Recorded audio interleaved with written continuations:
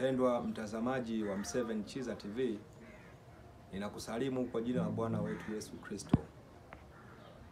Tunapenda kumshukuru Mungu tena katika siku ya leo kwa namna ambavyo ameruhusu na kutupatia kibali ili tuweze tena kulisikia neno lake baada ya kupita kwa muda mrefu.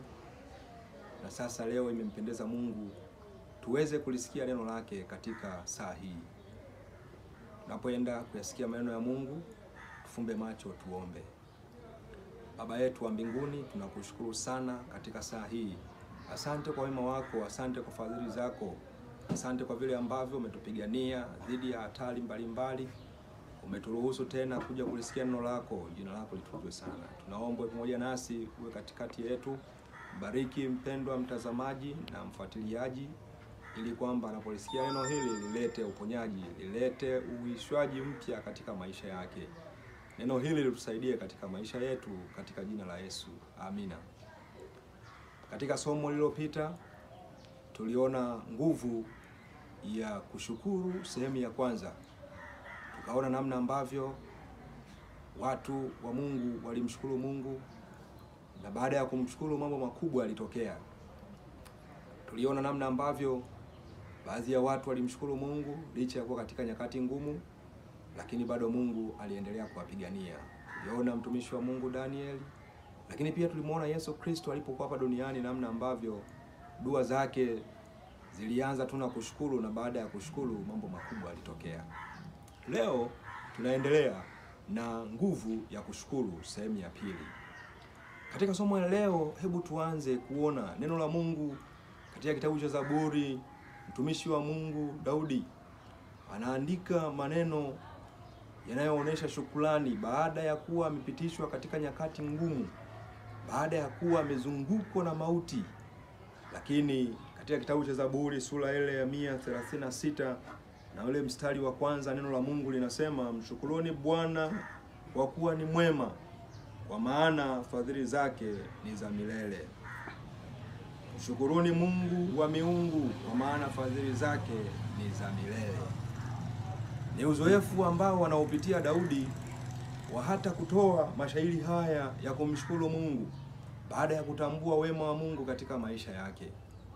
Anasema mshukuruni Mungu, mshukuruni Bwana kwa kuwa ni mwema. Anatambua wema wa Mungu katika maisha yake. Wema wa Mungu upo kila siku. Anasema huyu Mungu wa miungu anapaswa kushukuriwa kwa sababu fadhili zake ni za milele. Daudi katika kitabu cha Zaburi sura ile ya 116, tuangalie uzoefu ambao aliupitia. Zaburi 116 anasema, haleluya, nampenda Bwana, kwa kuwa anaisikiliza sauti yangu na dua zangu. Kwa maana amenitegea sikio lake, kwa hiyo nitamwita siku zangu zote. Kamba za mauti zilinizunguka, shida za kuzimu zilinipata. Naliona tabu na huzuni, nikaliitia jina la Bwana. Bwana, na kuomba sana uniokoe nafsi yangu. Bwana ni mwenye neema na haki, na Mungu wetu ni mwenye rehema. Bwana huwalinda wasio na hila, nalidhilika akaniokoa. Nafsi yangu, urudi rahani mwako, kwa kuwa Bwana amekutendea ukarimu. Daudi anatendewa ukarimu na kumshukuru Mungu. Anaona namna ambavyo Mungu anaendelea kuwa mwema katika maisha yake. Lakini wema huu ambao Mungu anamtendea Daudi, na ndipo Daudi katika kitabu hiki cha Zaburi kitabu cha Zaburi sura hii ya 116 na ule mstari wa 17 anasema kwamba, mstari wa 11 anasema, mimi nalisema kwa haraka yangu, wanadamu wote ni waongo.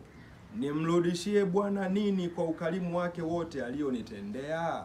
Daudi anajiuliza, amrudishie nini Bwana kwa ukarimu wake aliyomtendea? Daudi katika mstari wa 17 anasema, nitakutolea dhabihu ya kushukuru na kulitangaza jina la Bwana. Haleluya. Daudi anasema atamtolea dhabihu ya kushukuru. Kumbe mpendwa mtazamaji, ipo dhabihu ya kushukuru. Shukurani zetu kwa Mungu zinaendana na dhabihu zetu kwa Mungu. Na Daudi hakuwa mtu wa kwanza kutoa dhabihu ya kushukuru katika maisha yake. Tunamuona Nuhu, baada ya kuwa Mungu amemlinda katika safina, yeye pamoja na familia yake, Nuhu naye anatoa dhabihu ya kushukuru. Na baada ya Nuhu kutoa dhabihu ya kushukuru, tunaona jambo kubwa linatendeka. Katika kitabu kile cha Mwanzo sura ile ya 8, tuangalie namna ambavyo Nuhu anatoa dhabihu ya kushukuru.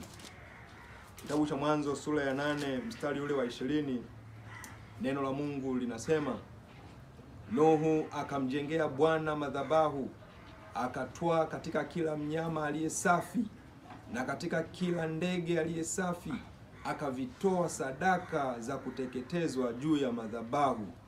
Bwana akasikia harufu ya kumridhisha. Bwana akasema moyoni, sitailaani nchi tena baada ya hayo kwa sababu ya wanadamu, maana mawazo ya moyo wa mwanadamu ni mabaya tangu ujana wake, wala sitaipiga tena baada ya hayo kila kilicho hai kama nilivyofanya. Kwa hiyo Nuhu anamtolea Mungu sadaka ya kushukuru baada ya kumlinda katika safina kwa muda wa miaka 40. Na baada ya kuwa Nuhu, Mungu alipokausha yale maji, Mungu alipofunga milango na madirisha ya mvua kutoka mbinguni na kukausha chemichemi alizini, basi tunaona Nuhu anamtolea Mungu dhabihu za kushukuru. Na ndipo baada ya kuwa sadaka ile imefika kwa Mungu, Mungu anasikia harufu ya sadaka ya Nuhu inamfurahisha Mungu. Na Mungu katika ile sura ya 9 ya kitabu cha Mwanzo anasema, Mungu akambariki Nuhu na wanawe, akawaambia, zaeni mkaongezeke, mkaijaze nchi. Kumbe mpendwa mtazamaji, nini ambacho nataka kusema katika saa hii? Kwamba shukrani zetu zinaendana pia na sadaka ya kushukuru. Mungu anapotutendea mambo makubwa, hebu twende katika madhabahu za Mungu, twende na sadaka za kushukuru. Na harufu ya sadaka zile zinafika kwa Mungu, na bado Mungu anaahidi kutuendelea kututendea mambo makubwa katika maisha yetu. Nikusihi mpendwa mtazamaji, somo hili litubadilishe katika maisha yetu. Somo hili litusaidie katika maisha yetu, kwamba ikiwa Mungu anatutendea jambo, hebu tumshukuru hata kwa kupeleka sadaka mbele zake. Na Mungu anapendezwa. Kwa kuwa mtumishi wa Mungu Daudi anasema, nimrudishie nini Bwana? Lakini anasema, nitatoa sadaka ya kushukuru.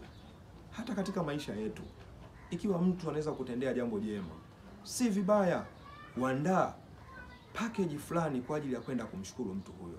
Maana hii imeasiliwa pia katika maandiko matakatifu. Mungu wetu wa mbinguni atubariki. Mungu wetu wa mbinguni atusaidie tuweze kutambua namna tunavyopaswa kumshukuru Mungu katika nyakati zote. Haijalishi kwamba ni katika nyakati ngumu au ni katika nyakati nzuri, wema wa Mungu uko pale pale. Mungu atusaidie tuendelee kumshukuru, lakini pia hata katika maisha yetu tuendelee kutoa shukrani, kila mtu na mwenzake. Ikiwa tu kwamba tumetendeana mema, tuna kila sababu ya kuweza kusema asante kwa wema ambao tunakuwa tukitendeana katika maisha yetu. Mungu wetu wa mbinguni atubariki. Karibu katika somo lingine litakalofuata. Baada ya somo hili la kushukuru, tutajifunza zaidi maandiko matakatifu yanasema nini katika mambo mengine. Mungu atubariki katika jina la Yesu.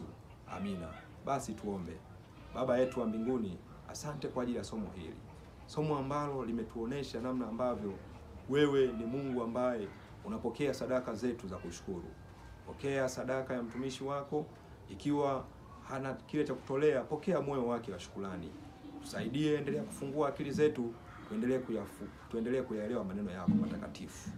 Tubariki, tupatie kibali cha kuyasikia maneno mengine wakati mwingine, ni katika jina lako Yesu. Amina.